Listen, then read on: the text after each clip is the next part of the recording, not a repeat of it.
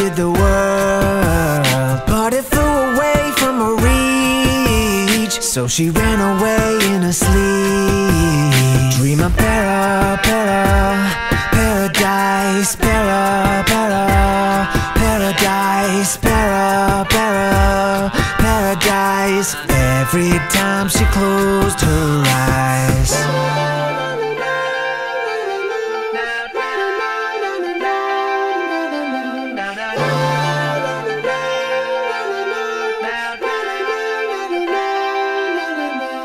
When she was just a girl, she expected the world, but it flew away from her reach, and the bullets catching her teeth.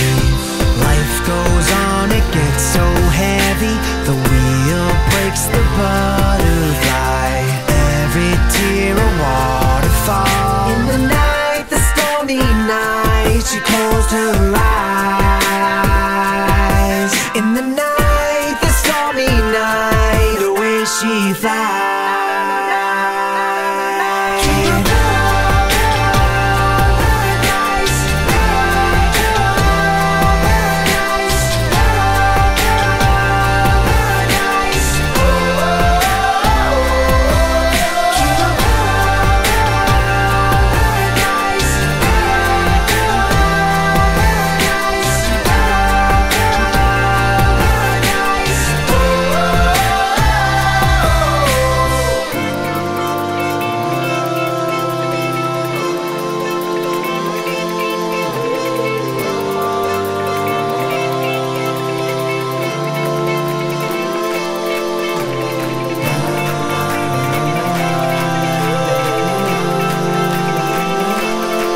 So lying underneath the stormy sky, she said, oh, I know this summer's set to rise. It should be paradise, paradise,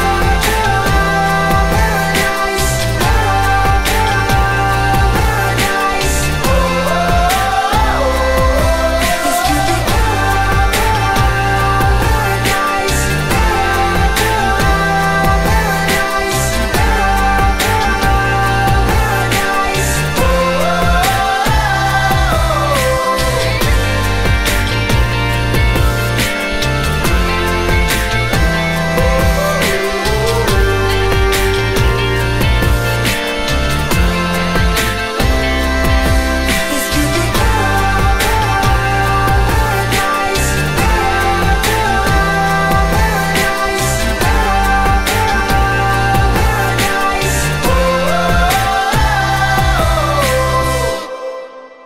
Thanks for watching. I hope you enjoyed this video. Stay tuned to see how I made this song. Before we go there, you help me out by clicking like and sharing this on your Facebook and Twitter.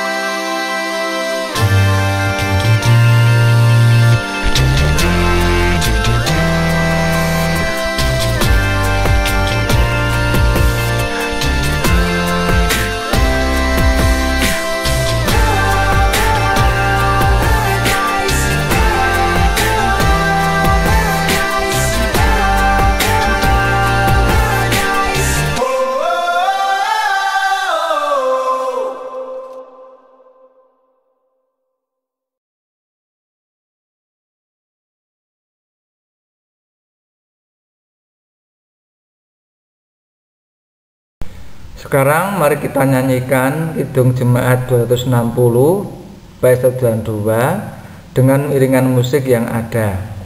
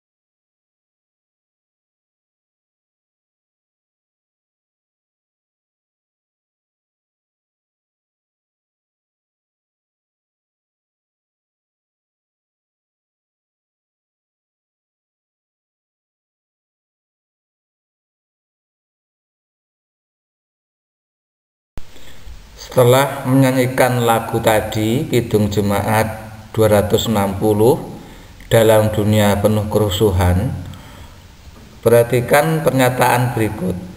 Kalau kamu seorang Kristen, seharusnya kamu mempunyai kewarganegaraan lain, yaitu warga kerajaan surga.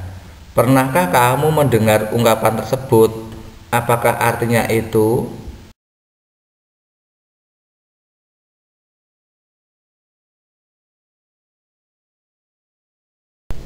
Dengan kata lain, kerajaan surga itu bukan suatu tempat yang ada di surga, bukan pula suatu wilayah tertentu di bumi, melainkan suatu keadaan ketika orang percaya menyerahkan dirinya pada Allah dan bertindak sesuai dengan kehendak Allah. Hal ini sesuai ajaran Yesus dalam Matius 7 ayat 21. Bukan setiap orang yang berseru kepadaku Tuhan, Tuhan akan masuk ke dalam kerajaan surga, melainkan dia yang melakukan kehendak Bapakku yang di surga. Jadi orang Kristen pun belum tentu mencerminkan hidup sebagai warga kerajaan surga apabila mereka tidak menjalankan kehendak Bapa yang di surga. Tuhan Yesus berkata, jika hidup keagamaanmu tidak lebih benar daripada hidup keagamaan ahli-ahli Taurat dan orang-orang Farisi, sesungguhnya kamu tidak akan masuk ke dalam kerajaan surga.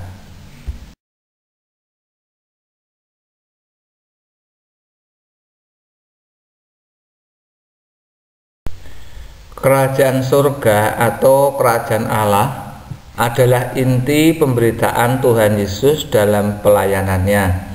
Dalam Matius 9 ayat 35 dikatakan, demikianlah Yesus berkeliling ke semua kota dan desa. Ia mengajar dalam rumah-rumah ibadat dan memberitakan Injil kerajaan surga serta melenyapkan segala penyakit dan kelemahan. Istilah kerajaan surga adalah sama dengan istilah kerajaan Allah. Apakah arti kerajaan surga atau kerajaan Allah itu? Dalam Lukas 17 ayat 21, Tuhan Yesus mengatakan bahwa sesungguhnya kerajaan Allah ada di antara kamu. Apakah maksudnya ini? Graham Goldsworthy, seorang teolog Australia, secara sederhana, kerajaan surga adalah umat Allah yang ada di tempat Allah dan dipimpin oleh pemerintahan Allah.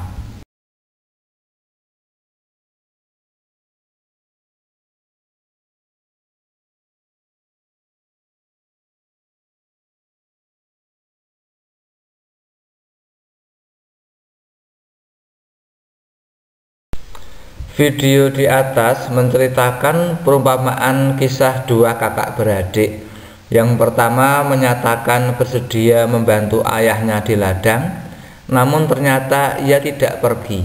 Yang kedua menolak pergi, namun kemudian menyesal lalu pergi juga. Anak yang sulung seringkali diartikan sebagai orang-orang Farisi dan para ahli Taurat. Mereka mengaku mau melaksanakan kehendak Allah, namun praktek hidup mereka sehari-hari tidak melakukannya. Anak yang kedua seperti dalam perumpamaan anak yang hilang adalah orang-orang bukan Yahudi yang menolak melaksanakan kehendak Allah, namun kemudian menyesal dan bertobat serta melaksanakannya di dalam hidupnya. Dari perumpamaan ini kita dapat menyimpulkan bahwa sekedar berkata ya kepada Tuhan namun tidak menjalankan kehendaknya tidaklah cukup. Sekedar mengaku percaya namun tidak melaksanakan perintah-perintah Tuhan tidaklah cukup.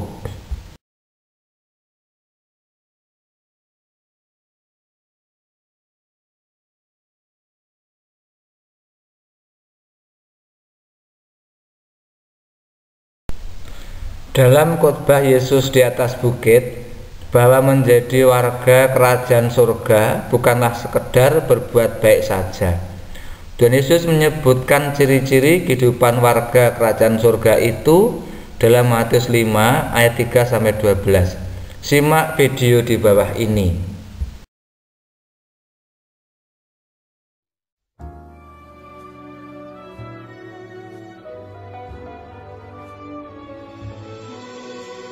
Ketika Yesus melihat orang banyak itu, naiklah ia ke atas bukit, dan setelah ia duduk, datanglah murid-muridnya kepadanya.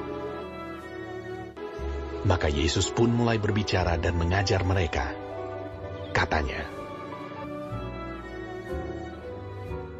"Berbahagialah orang yang miskin di hadapan Allah, karena merekalah yang mempunyai kerajaan surga. Berbahagialah orang yang berduka cita, karena mereka akan dihibur. Berbahagialah orang yang lemah lembut, karena mereka akan memiliki bumi. Berbahagialah orang yang lapar dan haus akan kebenaran, karena mereka akan dipuaskan. Berbahagialah orang yang murah hatinya, karena mereka akan beroleh kemurahan. Berbahagialah orang yang suci hatinya, karena mereka akan melihat Allah. Berbahagialah orang yang membawa damai, karena mereka akan disebut anak-anak Allah. Berbahagialah orang yang dianiaya oleh sebab kebenaran, karena merekalah yang mempunyai kerajaan surga. Berbahagialah kamu, jika karena aku kamu dicela dan dianiaya, dan kepadamu difitnahkan segala yang jahat. Bersukacita dan bergembiralah, karena upahmu besar di sorga. Sebab demikian juga telah dianiaya nabi-nabi yang sebelum kamu.